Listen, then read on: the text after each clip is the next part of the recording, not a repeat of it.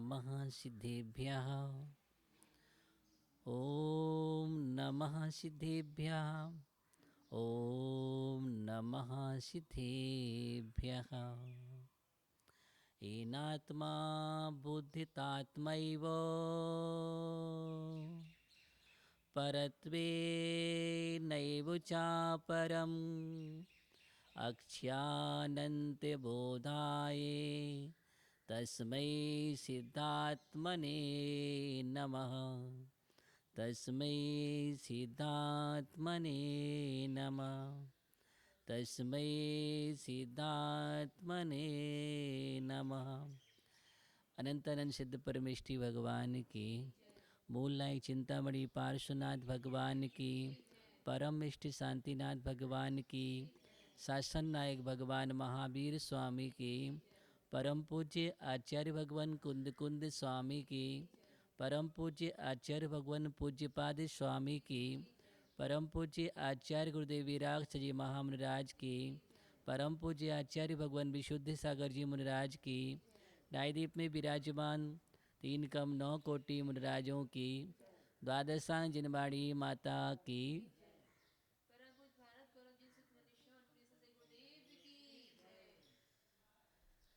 यहाँ पर आचार्य भगवान पूज्यपाद स्वामी का महान ग्रंथ समाधि तंत्र, जो आध्यात्मिक ग्रंथ है, यूँ कहें समय सार में प्रवेश करने के लिए महानतम आयाम है, कुंजी है, जिसमें आचार्य पूज्यपाद स्वामी ने बहुत ही सुंदर वर्णन किया है।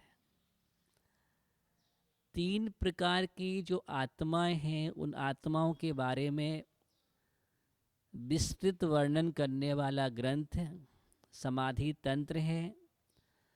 समाधि तंत्र का मतलब है, समाधि का मतलब है ध्यान।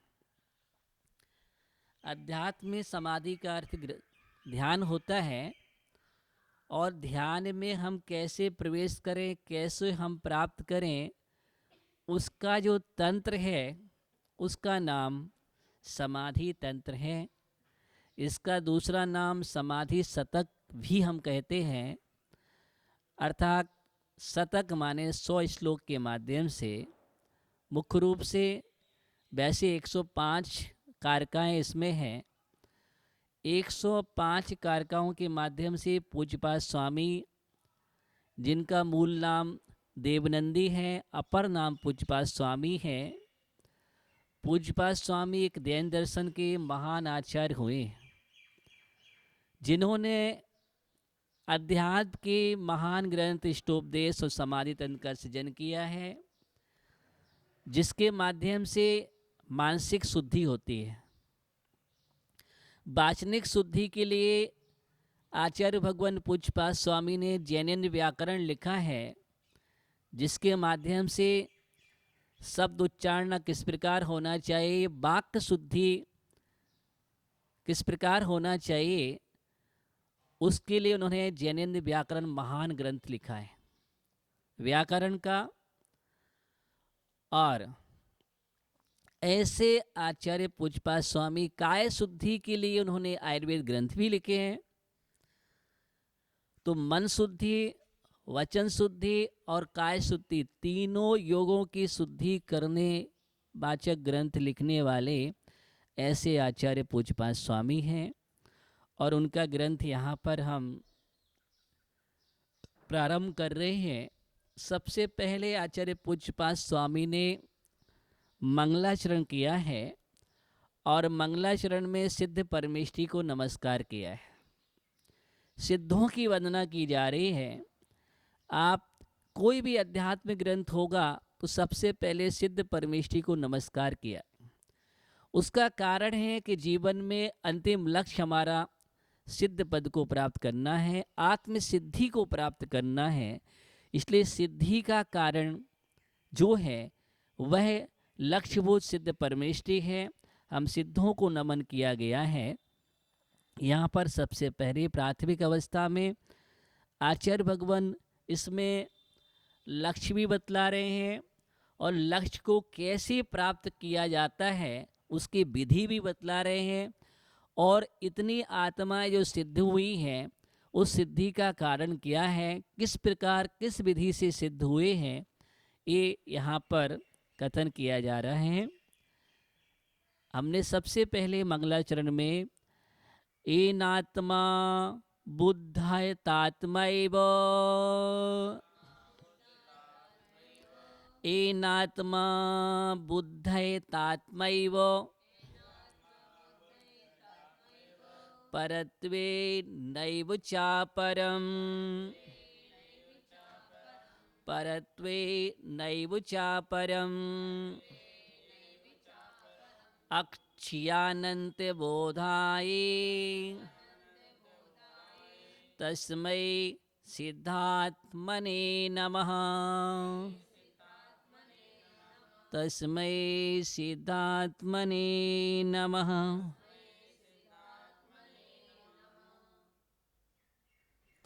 इन आत्मा अबुध्यत आत्मा एव परत्वेन एव चा प्लस अपरम अक्षय अनंत बोधाय तस्मै सिद्धात्मने नमः। एन आत्मा, एन माने जिसके द्वारा आत्मा, जिसके द्वारा आत्मा, आत्मा एव आत्मा रूप से ही अबुध्यत जाना गया है, जिसके द्वारा आत्मा आत्मा रूप से जाना गया है। चा प्लस अपरम, और चा माने और, अपरम अन्य को, अपर को, आत्मा के अलावा अन्य पदार्थ को, कर्म जनित जो मनुष्य आदि पर्याय हैं उनको, पुद्गल को परत्वेनैव, परत्वेन एव पर रूप से ही अबुध्यत जाना गया है। आत्मा को आत्मा रूप से जाना गया है, पुद्गल को पुद्गल रूप से जाना गया है, पर पदार्थ को पर पदार्थ रूप से जाना गया है, कर्म को कर्म रूप से जाना जाता है, मनुष्य आदि पर्यायों को पर्याय रूप से जाना जाता है, और आत्म तत्व को आत्मा रूप में जाना गया है। इस प्रकार का जिसने ज्ञान प्राप्त कर लिया है, अथवा इस प्रकार का जिनके लिए भेद विज्ञान हुआ है, ऐसा भेद विज्ञान के द्वारा, ऐसे बोध के द्वारा जिन्होंने प्राप्त किया है, तस्मयी उस, उन, अक्षय अनंत बोधाए, ऐसे अक्षय अनंत बोध, अर्थात अक्षय जो कभी क्षय को प्राप्त नहीं होता, विनाशिक नहीं, अर्थात विनाश को प्राप्त नहीं होगा, अविनाशी है, ऐसा अनंत ज्ञान। कौन सा ज्ञान? अनंत ज्ञान, अर्थात केवल ज्ञान। हमारा ज्ञान तो क्षय हो जाता है या हीनादिकता हो जाती है, क्षयोपशम ज्ञान है, विस्मित भी हो जाते हैं हम। क्यों? कारण ये है कि उसमें कर्म जनित है, लेकिन ये हमारा स्वाभाविक ज्ञान है, अनंत बोध।